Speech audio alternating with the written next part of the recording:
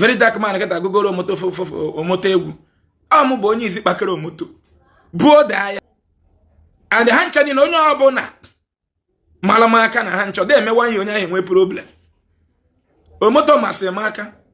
After 7 months, church ya agba ọkụ. Reverend Father now Imo State na akpọ m kịta ka ọ kpọgbuo. O nwere postrate. Agwago m ya je emeela abụ. Ka m bido from this low grade woman nọ n'Enugu. Nwaanyị nọ n'Enugu ya na brother Jerome na-alụ hand to hand. Ya bụ were microphone ha sị ọ na-ekwute udo okwu onye isi ojii chọrọ ịwa. Mana nwere okwu ndị bayi na line. Now this local woman nọ n'Enugu na ebe ahụ na-eme ekpere n'Enugu ọlụgo hotel. If they will detain you in their hotel. And that way one format. Jigudu nko moto. Now the same worry. The same thing. If you go to a hotel for 1 week. From monitors. A monitor on allow for go. They will not release you to see the woman of God or man of God. By then they make go back 200,000 naira from you. From the hotel. No virgin ha look one get an Imo State. The same pattern ka had me business. No virgin ebido go nke na unu nwa ga-esa America bịa. Ụmụmugu. Chọrọ ka ihe ụwa dịrị gị na mma fe just nwoke ibe gị ma nwaanyị metụ gị aka n'isi kpọ. Ọ dịworo gị na mma. Receive your healing. I break yoke. Fire. Ihe adị mma. A na-ajụ Paul Chigbo ajụjụ ọ sị ya na renji karị. So ọ na-ekwute ego na nwere renji na Christianity. Ka igbo nwaanyị ezigbo as of 5 years ago before Ezeaku apụta mụ na ga mana enwe ihe dị ka renji na Christianity we don't know. Ọ ga na-eme anyị n'anya we don't know anything like a renji as of 5 years ago. None of us knows about this. None of us. So says that it is everywhere. Very dark man get a Google moto egwu. Amu bụ onye isi kpakere omoto. Buo da ya. Una mara ya nda. These people are billionaires in dollars. And you know what is in this country? Anybody can freeze you down with ego. Mana apụta m ndị iche ekwu m n'azụ. Mpịasị ya, no matter your level, mpịa ka gị. Ọ na-akpọtụ. Omoto ha na-eti. Mathias, I will arrest you. Police everywhere, Interpol everywhere. And the hancha ni na onye ọbụla malama aka na hancha de emewa ihe onye ahụ enwe problem. Omoto masịrị m aka. After 7 months, church ya agba ọkụ. Church ya agba ọkụ. Complete, onwe ihe wepụta n'ụlọ ụka. I don't want ihe ọzọ achọrọ m ka ishie video and ka ị nọlụ video agadi very short. O nwere uche ọzọ m chọrọ ibunye gị ka ife ndị a na-eme anyị na aba anyị. O nwere uche m chọrọ ibunye gị na ada chọrọ m kọsịala gị aka ka ọrịa ya ọzọ. And the one thing I want to tell you that onwe onye Nigeria enweghị problem. Ọ bụ na amụtaghị nwa na-enye gị nsogbu. It's just normal problem ị ga-efollow medically. Ọ bụrụ na ị nwere ego IVF, ịchọ ebe ị ga-egote nwa. Ime nke a na-akpọ surrogate na ndị otu ya. You follow her medically. Ya wazina gị isi. Ibuzinye as a body, what ya no ihe ndaba. Iyo ten na-ekwu. Because so ya nkịta bi na-emekere ụmụ nwaanyị na ụmụ nwoke fejunu na ekpere. Ejiri ekpere ekpete nwa. Onwere nwa dibịa ya enye gị nwa. Onwere ọgwụ eji agwọta nwa. Ana m agwa gị ya from the depths of my heart. Aso ya follow gị n'anya. The problem adịgo na ọ dịgo. Ị ga na fight isi bụ gịnị? Solution. Asị gị ka ndị na-achọ mkpụrụ nke afọ bịa na wayo ka ọgwụ. Onwere osisi mere mkpụrụ nụ na ekpere ahụ a na-aghọta mkpụrụ nke afọ. Your womb, your organs is having problem. Di gị nwere ka ọ bụ na nwere issue. That is it. Yetago. Nwunye gị nwere ka ọ bụ na nwere issue na egg ya dey producing. Unu ga-anọla na tụalụ dịka di na nwunye kedu ife anyị ga-eme. Meet a gynecologist, a medical doctor na-afụ maka ịdị ime ihe gbasara fertility. Meet enya chọọ hospital na-afụ maka ya. Nọla na kpaa with them. Nwee solution. As di na nwunye fụrụ onwe unu n'anya, ọ bụrụ na ofu na ama mmenwu nke IVF na ndị otu ya, ije gbaa mbọ gote ofu nwa. Igote nwa gị na ya na otu months, that love of no nwa ga-abakwa gị n'ime. Go ya due process esiela nwa. Ọ just na onye ga-enu nọ nka. Onye ga-ebu ụwa n'isi na somebody that will take care of you at the old age. Onye ga-inherit ihe ịkpata dịka ndị Igbo anyị bọnụ. Ya da ala ka ịkpacha akụrụ maka ọ n'anya iyi. Imezinye ya ka ibuso mama Ngozi anya n'ọya nwa ji gị, ọ ka ibuso nebo gị ahịa, onweghị nebo gị eme. Onwe onye mmemme ụdị ha nwanne. Short, ofu community nwere ma ha mụ na nwa. Ana m agwa gị pure truth. Ị na-afụ ofu onye olo jide whole community terrorize and with AK. Me have to say mbo ofonya maka esi kechi mmadu ma amutanwo. He will terrorize a community that na that community ma amutanwo. Oboso ya nwale nwa ko inherit all the whole properties. 100%. When you go IVF or fail, that is the procedure. It may fail, they will go into more evaluation to know the cause of the EOG failure. They will repeat it again until they get it done. When the game wants to go, October.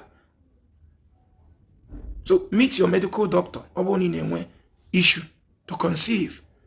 Because do. Stop saying that thing.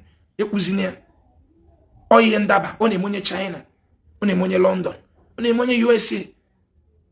Reverend sister has not been fibroid operation, the kaja. Uno from Kenya like a fibroid operation. A reverend sister. You have to go. Reverend father now in most stating up bomb get a call, and we prostrate. And what come here, lab, or Michigo lab. Mbosi ko biawa hospital, near number doctor, doctor where Yaba from Ego Moto, because send the area lab or game. They don't send those test and we can book there for surgery.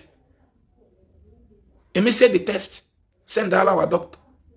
Or what's them on? I say yes, we high game and I made a video working on Facebook. Raise ego for the surgery. Not very expensive. I'm a car email last. I spent almost 908 something thousand. One of our member, when others. One of our member, when others here. Which EJ as normal patient in a hospital is over 2 point something million to 3 million. What the father? Osim okay on our mayati monya made the video. You say no, I'm giving me a video. Osim on a WhatsApp group can me post and say no. Na me post here na social media. On all silent for over 4 minutes. Sim no ya cause why problem. No way cause it a problem.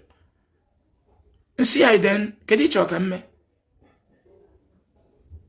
Oh, one of these things, prostrate and working, they will still post you on social media. Now, some of those reverend fathers and reverend sisters are still slaves inside that religion, depending where they found themselves.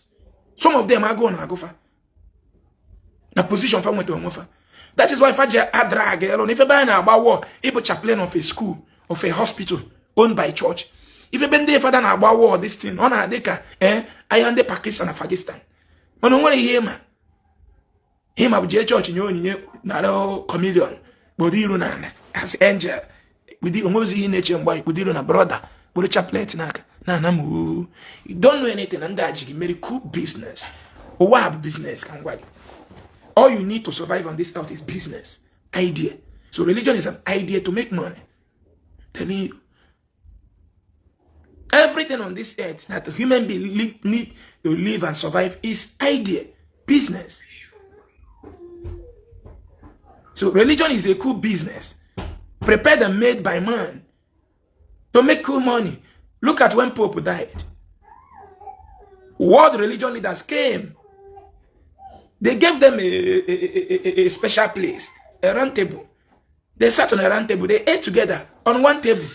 For you to see that world religion leaders are in association. You see? Yeah, just common sense. World religion leaders are in association.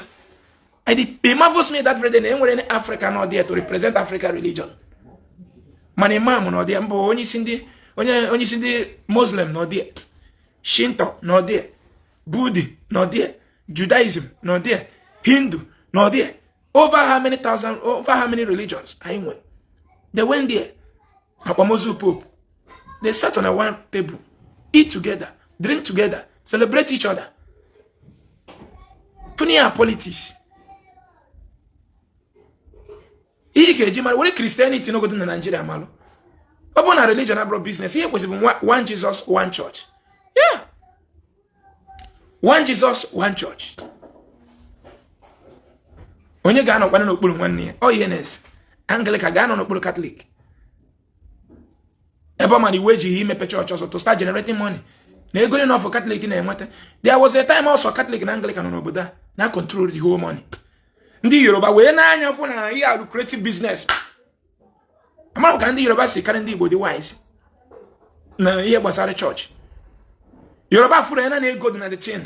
Hamap Bido redeem. Bido winners. Bidonka. Now they are billionaire in dollars. A Yoruba man today, the richest pastor in the world. The richest pastor in the world. Yoruba man.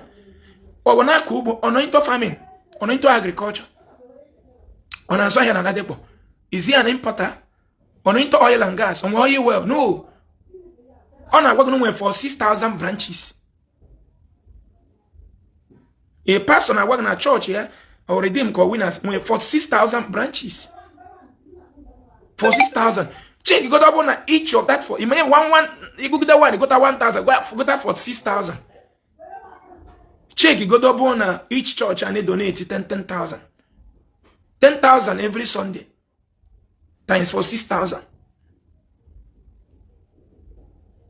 A pastor in like a woman you'll make on a Lagos enjoy see an andy one high. Why do you beg me money? Whoever may say pastor. What gonna redeem church? Yeah. On a one we have a pastor there before Chineka pose yoke Jeme Penke. So Otosi where bad luck on the thing. The government there's a quality church in here. A bomb pay church. Government be demolish here. So the woman guys. You see, why not people when in na more pure water? Ndi wada ya yo kwa balam. So no rebe such a hambo reketa na members ya afia. Na members ya afia no mala ka ge si we. Do you get so if ele member ya na mere yo was ego because na church everything about church is packaging. Packaging. That is why the pastor na bia mugu esepulan. Anaha esepu is just packaging. Do you get me? Ona gwam na ha mechie Sunday na first tag. When on a first tag, and so say go in your hand with and sometimes hand with including check and others 30-something million. 30-something million. But I don't say if you connect 10,000 naira times for 6,000. These people are richer than some states. Some Nigerian pastors are richer than a state. I'm telling you. Maniga hewe. Niya yede kwa na loketa. 100-something thousand capacity auditorium they can start down. Adebayo now okay no 100 years or so. No, he's an elderly man. Only on another age Adebayo get no go no low to her will be happy. Oh man, no bro gena no ge jebe. No mi elu. Now onye kona lolo na lolo ge. Kona lolo me omu ya. His children will inherit it. Now, then we eventually call on for you to see how these people are deceiving you, brainwashing you, putting fear in you. The word Jesus, anything name of imported religion, is created to put fear in you and to manipulate you. Take what you have. Now, listen. That is why in Anya church need all means. You have work saying now. You don't know idea business to survive on this earth is idea of business. Do you get me? Now, then church in here forget that TB Joshua. Church moto fufuyo. Manke nona uchi. Can be told from this low grade woman in on Enugu. Why ya no Enugu na brother Jerome na low hand to hand. Ya but when a microphone has a on a utu do one soji chole like. Mano mo open the buy like inye hu do kwa ona to ha. Now, if Fremon onye GMA program boss and on a na phone. Na manager say Ezeaku dey gizi ikpo na phone. Onye kpọta hom itie voice note na bamba. Mmagi jikwa nwa anwe jikwa kpọm ije. Ị na-enye m command ọ dịka ị chọghị mama na were ihe m no zero no m yeri taa. Kedi Ezeaku na roje nweta ego. Business on mo na nakọta kwa nwe problem ni. Kedi issue oji n'aka. Ị chọghị ma na ọjọọ ihe agbasara ego zbo Ezeaku onye job man. Kpọwa m ọtụtụ na-eme program na akpọm n'ụtụtụ. Another call is still coming. Another call is still coming. Ototo achieve beho. Oda nakam. I'm telling you. Now, this local woman on Enugu na eba on eme ekpere na Enugu all go hotel. If they will detain you in their hotel. And that way one format. Jigudu nko moto. Now the same worry. The same thing. If you go to a hotel for 1 week. Family monitors. And monitor on allow for go. They will not release you to see the woman of God or man of God. By then they make over 200,000 naira from you, from the hotel. nwa virgin ha alụkwa nke ya keta n'Imo steeti the same pattern ka ha ji eme business. Nwa virgin ebidogo nke ya na unu nwa ga-esi America bịa ụmụ mugu chọrọ ka ihe ụwa dịrị gị na mma fejos nwoke ibe gị ma nwaanyị metụ gị aka n'isi kpọọ ọ dịworo gị na mma receive your healing I break yoke fire ihe adị mma ịkarị onye rụrụ ụgbọ mmiri siri n'elu mmiri keta bụrụ kọntena ha kpinere na mmemme keta bata ịkarịa mma ịkarị onye na-arụ plasma TV mma Mark Zuckerberg ịkarịa mma Samsung phone ị na-use ịkarị onye lụrụ ya mma iPhone a onye create the idea design na the pad dị ya n'ime design na sim card sitting design na charging port ya onye design receiver bi nọ ebe ịda ya nọmba onye na America ọyọza so solution na ekpere a ga-ekpere gị onye Nigeria ga-ebido gị aka n'isi kpee ekpere ịkarị those people mma n'aha Jesus amen.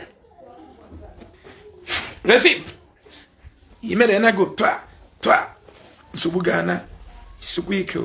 Now achọrọ m before mkpuchi nka gaa na ihe Elijah Enugu drop kwa another format, terrorized format. Ịnanụ Elijah Enugu wepụtakwa another format na ọ drop lokwu asị mana ka m finish go nke gbasa hotel a OTB Joshua mepere ndị ụzọ ihe niile a nyanwa baba ihe niile a na-eme m moto fofo ye ha nche niile so ndadem mana onwe nchọrọ ịgwa ndị ụka dị ekpekpe another thing chọrọ ike mara bụ ndị ụka go and read this thing na gwa gị all those prophets and prophetess na afọ fade ekwe ka mmadụ were fashion na that na ya bụ nwa onye a na ya si n'oke aka onye apụta ihe a bidoro mgbe anyị na-eji adoration n'Enugu. Elijah Enugu told us ha mgbe nwa anyị nwoke bidoro n'uke ana m agwa gị na inner member with my blood my energy mgbe nke nọ n'uke bidoro mgbe o bidoro Elijah Enugu ọ bịa wube mgbe ahụ na Elijah Enugu sịrị onye ama mbịa nwere Enugu ya jewe uke na ha nchebụ Elijah Enugu aja n'Igbo ọbụla asị ka nna asị ma afọ n'ihe ọma mana ọ bụrụ eziokwu nso ka nji n'aka ọ bụrụ eziokwu ka na-ekwu ka ndị ike Chineke da agwa agwa. Elijah Enugu open his mouth na onye n'ọta gwa anyị onye sịrị anyị jebe uke. Who says so? Chi adoration na-arụ ọrụ ebe a ọ na-arụ n'uke n'iru mụ na gị na-abụ ndị na-eji adoration n'Enugu den ma ihe nne so ha dị ekwe na-ege ntị ha dị ekwe ka asị na onye nwa sọpụtara onye a eyote na-ekwu because na ikwu ọnụ gị sọpụtara onye a now those customers si side onye ahụ abịa bụ na nke gị ga-eje ozi na nke onye a oyi ha na-esi elu nwa virgin na Elijah Enugu to date nwa virgin abịa Elijah Enugu nso with format ka o si tụrụ Elijah Enugu grow customer mana before Elijah Enugu aghọta ihe na-eme nwa virgin anafelu go were gị ashine Elijah Enugu mechara regret basị na ọbọkwa ya bịa gị bịa ya sacha gị ọkpa gị were maka na ya sa gị ọkpa jee bido ministry okwukwuru ya. He said it. She every day I to your village WhatsApp group ko no motive here 21st century. Here chop ka hide mma. Enough is enough. Elijah Enugu na-ekwu ya na ọbọkwa bịa ba ya sacha gị ọkpa iyetago ipo iwere ya jee bido ministry. So one virgin the very very smart. Very very smart. And then man decide by and the most state by anya. Makimo oto esi ke state enwe ka Chineke si nyecha ya amamihe. Ọ dị ka video na watch taa n'ụtụtụ anya kpọta emụra n'ụtụtụ a. Onye Nnewi tiere voice na group ha. Na Nnewi kweni. Biko na ndị police bịa buru ya na factory ebe ya na-arụ ọrụ. Biko na ya send the name of the police station no. Biko ka ndị ya agbatara ọsọ enyemaka. So ofu onye Nnewi ba reply gwa Nnewi kweni. Onye na-ebi ya sị gbatara ọsọ ya maka ọtụkọ kwe geji eri ji ihe tego nwa the first video m watch n'ụtụtụ ifu na Chineke nyere ndị Nnewi amamihe business that na ebe ọ bụ na ifuru onye Nnewi ifukwa wisdom ihe te Nnewi ndị Imo State side anya enyefa gift of being smart. I'm telling you very very smart. N'ichi itoro onye Imo State kịta na ọjọọ ọsọ gba gị nkịtị mana ọkwa maka smart fadị extraordinary smart or a gift Chineke nyefa. I'm telling you 100%. So nwa virgin were smartness for the ano obala were tolo nwoke bai toyo nwoke bai follow mu go sai opa bidi aka n'isi si ya fear not. I repeat it again at the second time. Fear not. Ebuka, fear not. Ebuka, fear not. Elijah no go teach Ebuka fear not. Njinjiji we na mo na dey save video ni na. I no get kwa members ya toya na social media. So now, what am I saying this thing? What I'm saying is what? You watch a TB Joshua if you na omoto for you, no problem. Mbona omoto for you, no problem. What happened? Omoto for you na TB Joshua papier. No man of God, no papa. TB Joshua the bone called the line. He have a papa. Now omoto when say papa. One night walk Damina. Nko wasi fa ga uzie format okwasi Elijah no go drop right kita. Now, one night walk Damina can be yes. Somebody Damina. Yetago. Us no yan ordain Paul and Eche to be a pastor. Yetago. No yan ordain Paul and Eche. And Eche pata me again gonaria. Because again na yana ba dem is ofi. So en wono hancha na here pata they proud so no nya papia. No nya papia. So so nka Jesus so nya hancha ni na egbodo be na so no nya papia be da hosa. Maka ni do house amugo. Odu heje wonya also pata. Check in. So that is the work of Christianity. Hatred didn't even for the too much. Fade ekwe kas na prophet nka so pata na da wo ma osigi je na nka nwe ya do otu a. They don't say that. Join her customer business can name a cool business.